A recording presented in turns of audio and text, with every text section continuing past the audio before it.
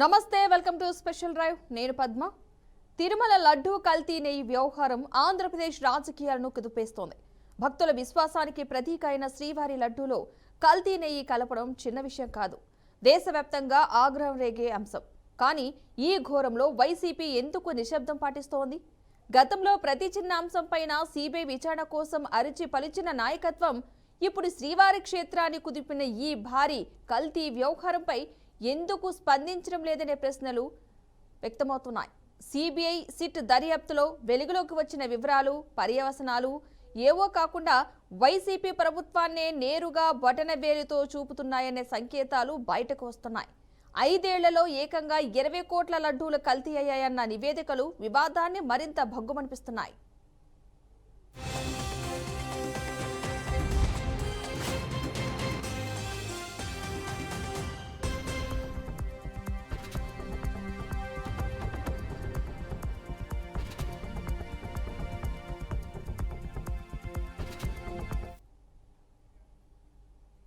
తిరుమల దేశంలో అత్యంత పవిత్ర క్షేత్రం అక్కడి లడ్డు భక్తుల నమ్మకానికి ప్రతీక అలాంటి ప్రసాదంలోనే కల్తీ నెయ్యి ఉపయోగించారన్న ఆరోపణలు ఎవరి మనసునైనా కుదిపేస్తాయి కానీ విచారకరం ఏంటంటే వైసీపీ హయాంలో జరిగిన ఈ వ్యవహారంపై ఇప్పుడు ఒక్కొక్కటిగా బయటపడుతున్న వాస్తవాలు మరింత దిగ్భ్రాంతి కలిగిస్తున్నాయి సిట్ నివేదిక ప్రకారం 2019 నుంచి 2024 మధ్య తయారు చేసిన 48.76 కోట్ల లడ్డూలలో 40% కల్తీ నెయ్యితో ఉన్నాయట పామాయిల్ పామ్ కెర్నాల్ ఇతర రసాయనాలు కలిపిన నెయ్యిని శ్రీవారికి సమర్పించారనే విషయం భక్తులకు తట్టుకునే విషయం కాదు టీటీడీకి సరఫరా చేసిన 4 డైరీల పాత్ర వాటిలో కల్తీ శాతం చెల్లించిన 250 కోట్ల భారీ మొత్తాలు ఇవన్నీ వైసీపీ పాలనలో జరిగిన దారుణాలకు నిదర్శనాలే అని ఆరోపణలు వినిపిస్తున్నాయి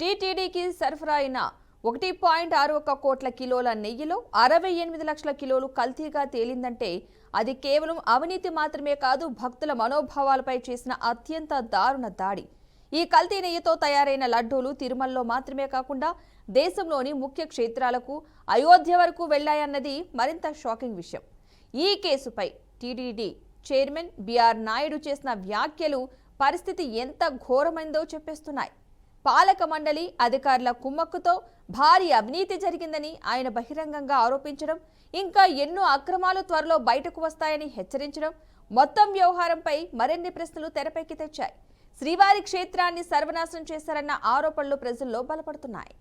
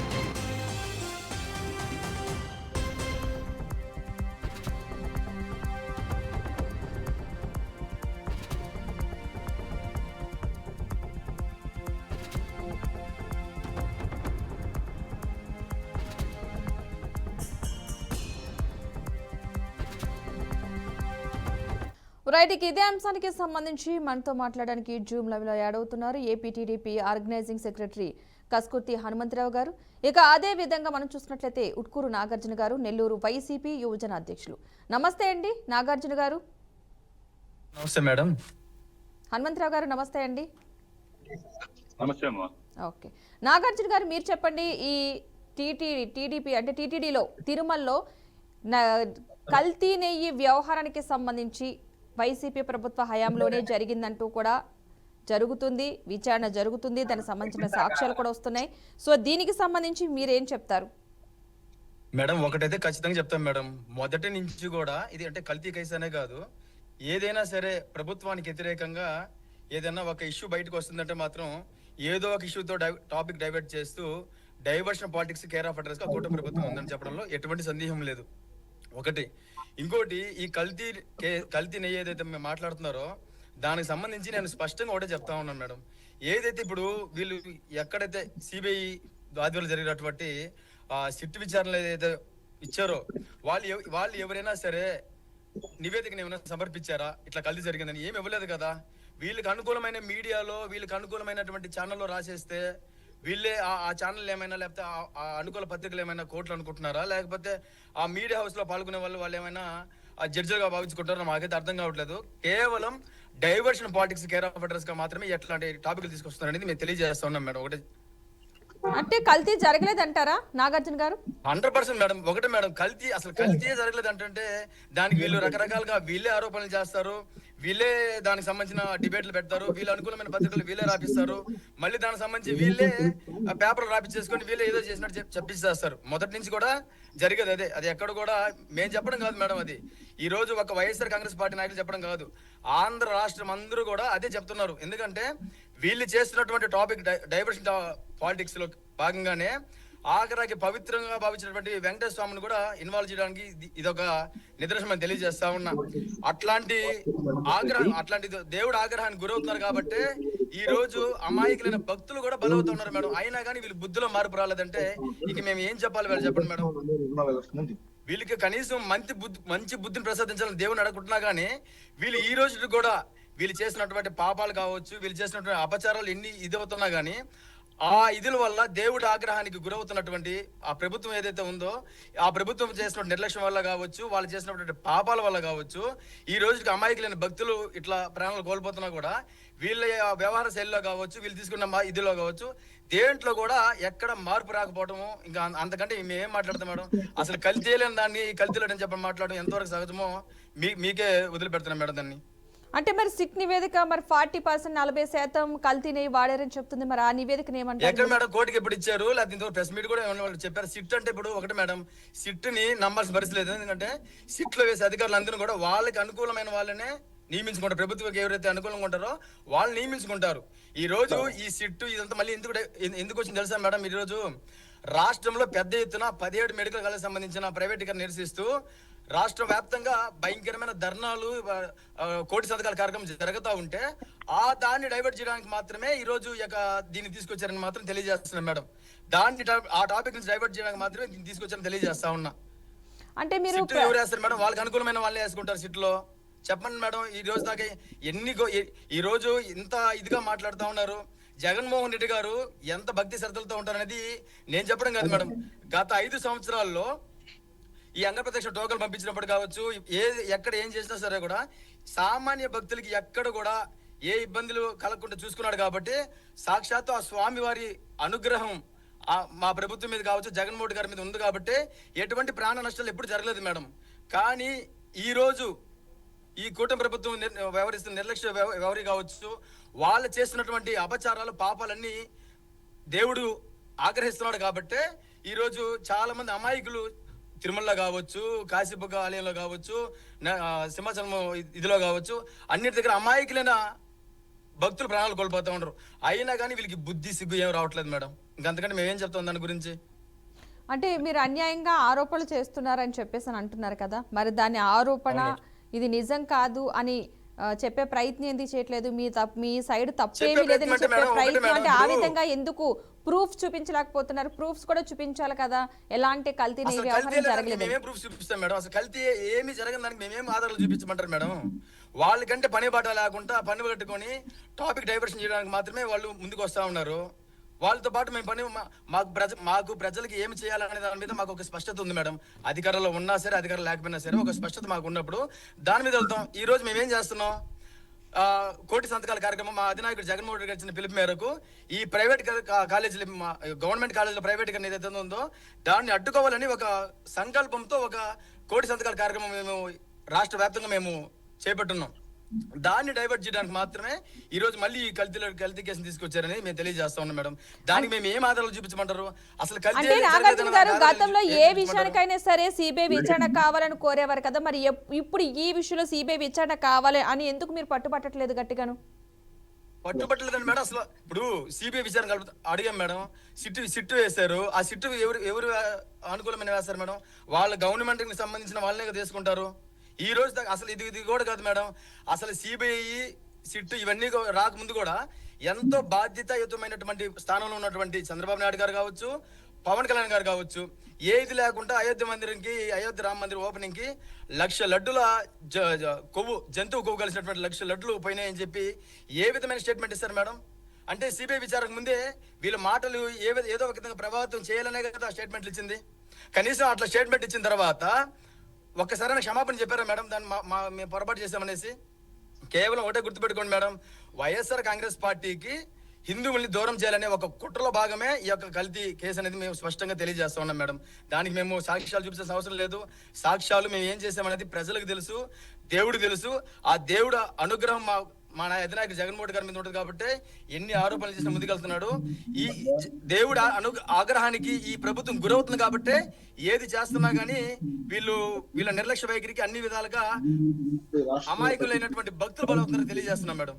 అంటే మరి దీనికి సంబంధించి టీటీడీ చైర్మన్ కూడా బహిరంగంగానే మాట్లాడడం జరిగింది. పాలక మండలి అధికారులు టీటీడీ చైర్మన్ ఎవరు? ఆయన బిఆర్ నాయుడు గారే కదా. ఆయన కూడా తెలుగుదేశం పార్టీ నాయకుడే కదా మేడం. మరి ఇంకా ఆయన మాట్లాడక చంద్రబాబు నాయుడు మాట్లాడారు. ఇప్పుడు ఒకటే మేడం, నేను మీకు మొదట్లోనే ఏం చెప్పాను, తెలుగుదేశం పార్టీకి అనుకూలమైనటువంటి పచ్చ మీడియాలోనో లేదా ఎల్లో మీడియాలోనో లేకపోతే ఆయనకు అనుకూలమైనటువంటి మీడియా పత్రికలు రాస్తేనే అది నిజమైపోవు కదా. అవేమి కోర్టులు కాదు, ఆ మీడియా హౌస్ లో పాల్గొనే వాళ్ళు ఏం జడ్జిలం కాదు కదా. బిఆర్ నాయుడు ఎవరు మేడం? ఇదే బిఆర్ నాయుడు గారు ఈరోజు టీటీడీ చైర్మన్ గారు మీరు చెప్పారు మేడం.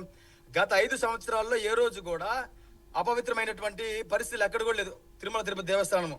ఈ రోజు అనేక మాధ్యమాలు, అనేక సోషల్ మీడియా ఛానల్లో చూస్తా ఉన్నాం మనము. ఏది మద్యం సేవిస్తూ ఆ పవిత్రతను పాడు చేశారని, మాంసం తింటూ పవిత్రతను పాడు చేశారని, కనీసం దాని మీద ఒక్క డిబేట్ అని జరిగింది మేడం ఇప్పటిదాకా. దాని గురించి ఎందుకు మాట్లాడరు వీళ్ళు? తిరుమల తిరుపతి దేవస్థానం యొక్క పవిత్రని చెడగొడుతున్నది ఎవరు? దేవుడిని కూడా రాజకీయాలకు లాగింది ఎవరు? మళ్ళీ వీళ్ళు స్టేట్మెంట్లు ఇస్తారా? అది ఎంతవరకు సబబు మేడం అది? ఓకే, హనుమంతరావు గారు కూడా యాడ్ అవుతున్నారు మనతో పాటు. టీడీపీ నేత మాట్లాడదామండి. హనుమంతరావు గారు, వాయిస్ వినిపిస్తుందా? నమస్తే అమ్మా, వినిపిస్తుంది. ఓకే, నమస్తే అండి. అసలు తిరుమలలో నెయ్యి కల్తీ వ్యవహారానికి సంబంధించి ఇప్పటివరకు మనం వైసీపీ నేతతో మాట్లాడాం, నాగార్జున గారితో. అసలు ఆ కల్తీ నెయ్యి అన్నదే జరగలేదు, కల్తీనే జరగలేదు. అసలు మా మీద అనవసరంగా వీళ్ళు రాద్ధాంతం చేసి నిందలు వేస్తున్నారని అంటున్నారు. సో మీరేమంటారు హనుమంతరావు గారు? నమస్తే అమ్మా, ప్యానెల్లో ఉన్న వాళ్ళందరికీ కూడా నమస్కారం. దేశంలో కూడా ఒక తిరుమల పవిత్రత, మన ఆరాధ్య దైవం కలియుగ దైవం వెంకటేశ్వర స్వామి సన్నిధిలో ఇలాంటి పవిత్రమైన దేవాలయంలో లడ్డుని కల్తీగా ఎవరైతే గత 5 సంవత్సరాల్లో జరిగిందో అది సిట్ ద్వారా ఈ రాష్ట్రంలో ప్రపంచ దేశాలు కూడా ఇంతటి ఘోరాన్ని అందరూ కళ్ళారా భక్తులందరూ మనోభావాలు దెబ్బతిన్నాయి. అలానే ఒక పవిత్రమైన దేవాలయంలో ఒక దేవుని, మన కలియుగ దైవం, మన ఆరాధ్య దైవం వెంకటేశ్వర స్వామి సన్నిధిలో ఇలాంటి పాపాలు జరగటం చాలా దుర్మార్గమైన విషయం.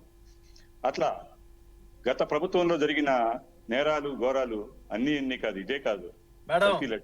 ప్రభుత్వం తెలుగుదేశం పార్టీ అధికారంలోకి వచ్చి 18 నెలలు అవుతున్నా కూడా తెలుగుదేశం పార్టీ నాయకులు కావచ్చు పైన కూడా కనీసం గత ప్రభుత్వం అని చెప్పి ఇంకా మా ప్రభుత్వం పడి ఆడుస్తున్నారు తప్ప ఈ ప్రభుత్వం ఏం చేసింది, ఏం చేస్తుందో తెలియజేసుకున్న పరిస్థితి. ఒక్క నిమిషం నాగార్జున గారు, ఒక్క నిమిషం మాట్లాడివ్వండి. హనుమంతరావు గారు మాట్లాడివ్వండి. మేము మాట్లాడేటప్పుడు వెంటనే వెళ్ళలేకపోతే మీరు అట్లా కాదు కదా, మీరు మాట్లాడేటప్పుడు విన్నాం కదా, వినండి. మన వైఎస్ గత ప్రభుత్వంలో ఏం జరిగింది అనేది వినటానికే అంత బరువు అయితే ఎట్లా? వినాలి స్పష్టంగా.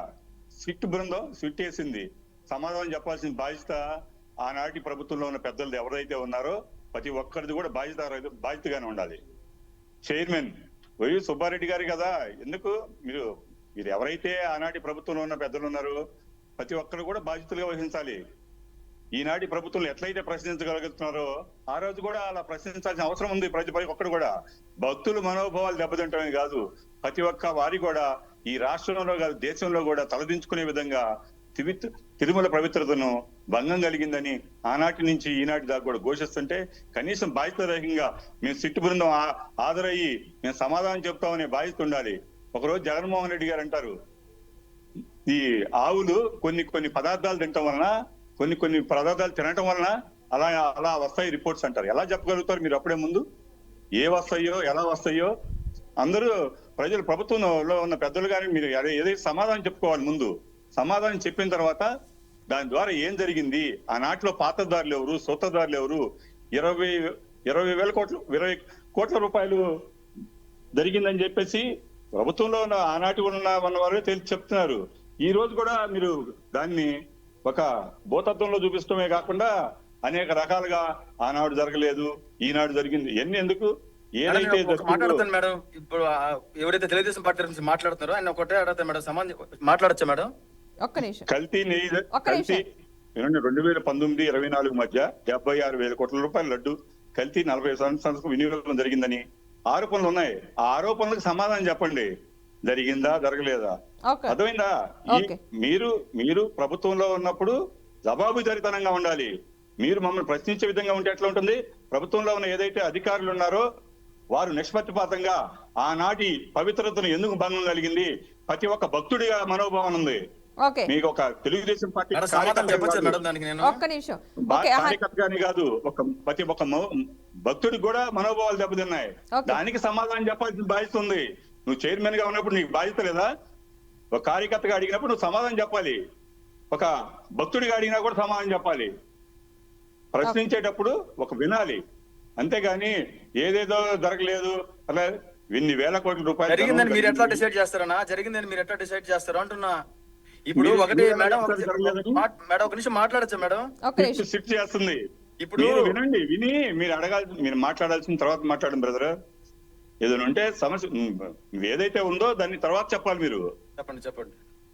ఇన్ని వేల కోట్ల రూపాయలు జరిగింది, ఇట్లా జరిగిందని చెప్పేసి ప్రశ్నించినప్పుడు సమాధానం చెప్పుకోవాల్సిన బాధ్యత ఒక చైర్మన్ కాదు, ప్రతి ఒక్క సభ్యుడి పైన కూడా ఉంది. అత్యంత దారుణంగా హత్యగాయించబడింది. ఇది ఏంటి? ఇది రాష్ట్రంలో ఏంటది? ఈ రాష్ట్రంలో ఏం జరిగిందో మీకు కళ్ళెదుట కనిపిస్తున్నాయి అన్ని నేరాలు ఘోరాలు. మళ్ళీ మనం సార్ జగన్మోహన్ రెడ్డి గారు 2019 ఈ 18 నెలల్లోనే ఎన్ని దౌర్జన్యాలు జరిగిందో తెలుసా? దేని గురించి మాట్లాడారా మీరు ఇప్పుడు దాకా? ఈ రోజు ఒకటే మీరు మాట్లాడుతున్నారు కాబట్టి 5 సంవత్సరాలు చెప్పారు కదా. ఎన్ని నేరాలు ఘోరాలు జరిగినాయో మిమ్మల్ని ఒకటే అడుగుతున్నా. ఈ రాష్ట్రం అయింది. ఈ మాస్క్ అడిగినందుకే డాక్టర్ చంపేశారు. ఒక దళిత డాక్టర్ ని మాస్క్ అడిగినందుకే చంపేశారు. నేను కూడా దళితున్నే సార్, మీరు దళితుల గురించి మాట్లాడొద్దు. సాక్షాత్ మీ చంద్రబాబు నాయుడు గారు మీడియా ముందు కూర్చొని ఎస్సీ ఎస్టీలుగా ఎవరు మాత్రం పుట్టాలనుకుంటారని చెప్పిన చరిత్ర సార్ మీ నాయకుడిది. మీరు మాట్లాడుతూ సార్ దళితుల గురించి సార్, మీరు మాట్లాడద్దు. డోర్ డెలివరీ చేసిన సాక్షాత్ 207 అడుగుల విగ్రహాన్ని మాకు విజయవాడలో పెడితే, ఈ రోజు అంబేద్కర్ స్టాచ్యూ పెడితే ఈ రోజు మెయింటైన్ చేసే పరిస్థితి లేరు సార్. మీరు మీ ప్రభుత్వం సార్, మీరు జగన్మోహన్ రెడ్డి గారు దళితులకు ఏం చేశాడు, చంద్రబాబు నాయుడు గారు దళితులు ఏం చేశాడు మీరు తెలుసుకోండి. ఈ రోజు మీరు కేవలం టాపిక్ డైవర్షన్ కోసమే గుర్తుపెట్టుకోండి సార్, కేవలం టాపిక్ డైవర్షన్ కోసం 17 మెడికల్ కాలేజీలు దాన్ని తీసుకురా వచ్చారు కదా. ఆ ఇది ఏదైతే జనాల్లో భయంకరమైన వ్యతిరేకత ఏదైతే వచ్చిందో మీ ప్రభుత్వం పట్ల, దాన్ని మీరు దాన్ని డైవర్ట్ చేయడానికి మాత్రం మళ్ళీ ఇది తీసుకొచ్చారు. నేను ఒకటే మిమ్మల్ని సూటు కడుతున్నా సార్.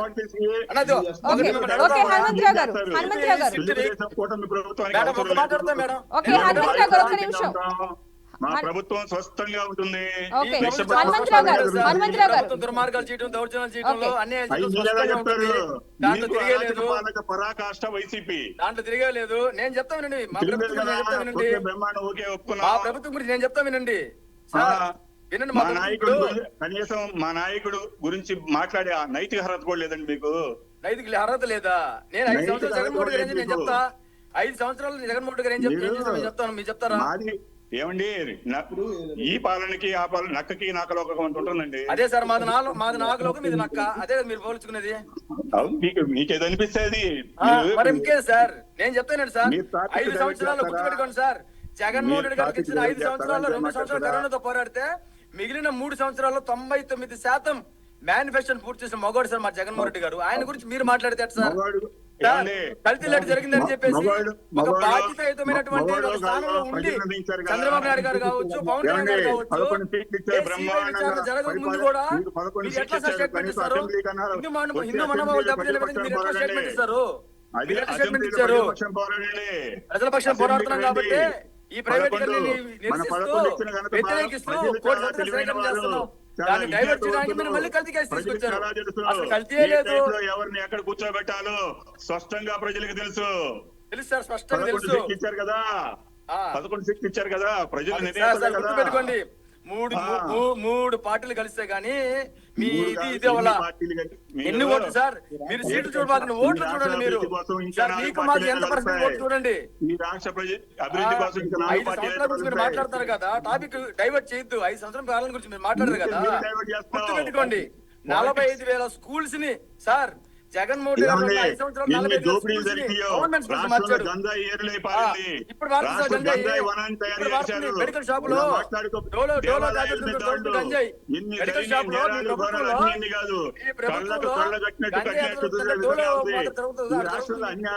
హనుమంతరావు గారు, నాగార్జున గారు, రైట్. మనం ఈ తిరుమల అంశానికి సంబంధించి మాట్లాడుతున్నాం. అది టాపిక్ కాస్త డైవర్ట్ అయిపోయి వేరే విధంగా వెళ్తుంది. ఈ అంశానికి సంబంధించి ఫైనల్ గా మీరు ఏం చెప్పాలనుకుంటారు? నాగార్జున గారు మీరు ఒక మాటలో చెప్పండి, హనుమంతరావు గారు కూడా మాట్లాడతారు. ఒక్క మాట చెప్తున్నాను మేడం, చెప్పండి. అసలు ఏ కల్తీ జరగలేని అన్నప్పుడు, కల్తీ జరిగిందని ఆరోపణ వీళ్ళు చేసినప్పుడు సిబిఐకి మేము అప్పచెప్తున్నాం అనుకున్నప్పుడు, సిబిఐ విచారణ ప్రారంభించక ముందే ఎంతో బాధ్యతాయుతమైనటువంటి పదవుల్లో ఉన్నారు చంద్రబాబు నాయుడు గారు కావచ్చు, పవన్ కళ్యాణ్ గారు కావచ్చు. వాళ్ళు ఎట్లా ఇస్తారు మేడం? హిందూ మనోభావాలు దెబ్బతినే విధంగా జంతువులు కొవ్వు కలిసింది, ఆ అయోధ్య రామ మందిరికి 1,00,000 లెటర్లు మేము పంపించాల్సి వచ్చిందని చెప్పి ఏ విధంగా మాట్లాడతారు? అలా జరగలేదని తెలిసినప్పుడు వీళ్ళు కనీసం క్షమాపణ చెప్పారు మేడం, క్షమాపణ చెప్పారు వీళ్ళు. వీళ్ళు ఎట్లా ఇది చేస్తారు మేడం? అంటే వీళ్ళకి అనుకూలమైన మీడియాలో కూర్చొని అనుకూలమైన మీడియా మాట్లాడేస్తే వీళ్ళే చర్చలు వీళ్ళే కోర్టులో పంపించేస్తారు. మేడం ఫైనల్ ఒక మాట చెప్తా, గుర్తుపెట్టుకోండి మేడం. జగన్మోహన్ రెడ్డి గారు ఆయన చేసిన పనులు కావచ్చు, ఆయనకి దేవుడి పట్ల ఉన్న భక్తి కావచ్చు, ఆయనకి ఎంతో గొప్పది కాబట్టి అనుగ్రహం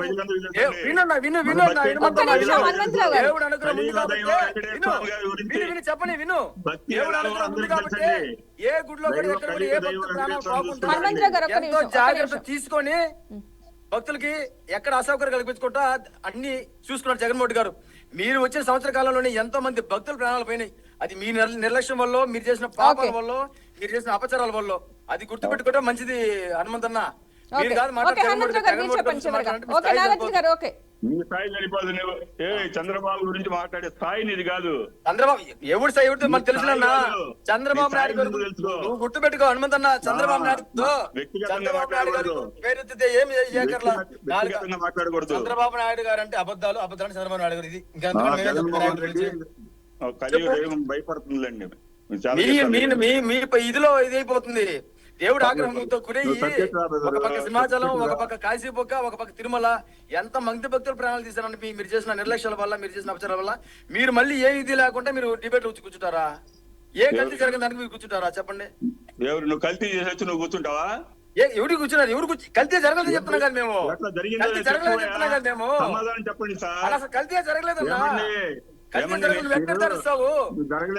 ప్రారంభం కాకుండా మీరు ఎలా మాట్లాడతారు? మీరు ఎలా స్టేట్మెంట్ ఇస్తారు? మీరు ఎలా ఇచ్చేస్తారు? రాసేస్తే అది శాసనమా? పత్రికలు రాసే శాసనమా? కాదు కదా. ఒక సబ్జెక్ట్ లో కూర్చోగానే సరిపోతుంది. కూర్చొని సరే పని అన్న. 18 నెలలు గత ప్రభుత్వంలో 18 నెలలు, ఈ ప్రభుత్వం 18 నెలల గురించి మాట్లాడుకుంటామా? నువ్వు డైవర్ట్ హనుమంతరావు గారు చెప్పండి లాస్ట్ గా. చెప్పండి హనుమంతరావు గారు, మీరు లాస్ట్ కి ఏం చెప్పాలనుకుంటున్నారు? ఈ రాష్ట్రంలోనే కదండి, దేశంలో కూడా భక్తుల మనోభావాలు దెబ్బతిని తిరుమల పవిత్రతను కాపాడాలని చెప్పేసి కూటమి ప్రభుత్వంలో ఒక శక్తి బృందంలో అనేక విషయాలు బయటకు వచ్చినాయి. ఆ విషయాలను తేటాతెల్లుగా ఆనాటి ఉన్న చైర్మన్ కానివ్వండి, ఆ నాటి ఉన్న ప్రభుత్వంలో పెద్దలు కానీ సమాధానం చెప్పాల్సిన బాధ్యత ఉంది. ఏదో జగన్మోహన్ రెడ్డికి లేకపోతే అవి మాటలు కళ్ళబోలు కబుర్లు చెప్పడం కాదు. స్పష్టంగా ఆనాటి ప్రభుత్వంలో జరిగిన కల్తీ వ్యవహారం నిగ్గు తేదాల్సిన అవసరం ఉంది. మా ప్రభుత్వం, కూటమి ప్రభుత్వం స్పష్టంగా చెప్తుంది, ఎవరైతే బాధితులు ఉన్నారో, ఎవరైతే నేర ప్రవృత్తి కలిగి ఉన్నారో వారందరినీ శిక్షించాలని తప్పదు. ఎందుకంటే జరిగిన మాట వాస్తవమా కాదా తేల్చండి. మీకెందుకు అంత భయం? జరగలేదని మీరు ఎట్లా చెప్తారు? మీరు తేల్చండి. ఓకే. మంచి చేస్తాం. నిష్పక్షపాతంగా ఒక మంచి ఎవరి విచారణ జరిపించండి. మీకు అనుకూలమైన నాయకుల చేత, మీకు అనుకూలమైన అధికారుల చేత విచారణ జరిపించడం కాదు.